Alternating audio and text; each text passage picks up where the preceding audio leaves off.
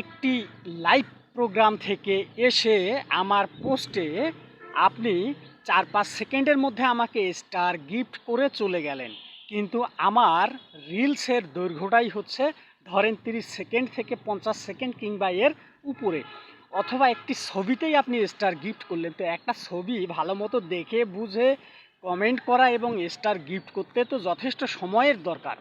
এইসব ভণ্ডামি বাদ দিয়ে কন্টেন্ট দেখে কন্টেন্ট নির্ভর কমেন্ট করুন, পাশে থাকুন।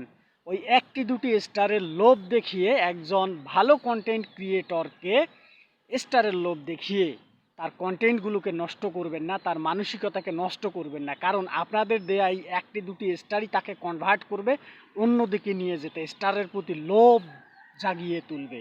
তাই আমি আপনাদেরকে অনুরোধ করব, যারা প্রিয় স্টার সেন্টার ভাই বোনেরা রয়েছেন, আপনারা কন্টেন্ট দেখুন, কন্টেন্ট দেখে কমেন্ট করুন। যদি মনে হয়, যদি আপনাদের ভালো লাগে স্টার গিফট করবেন, ভালো না লাগলে করবেন না।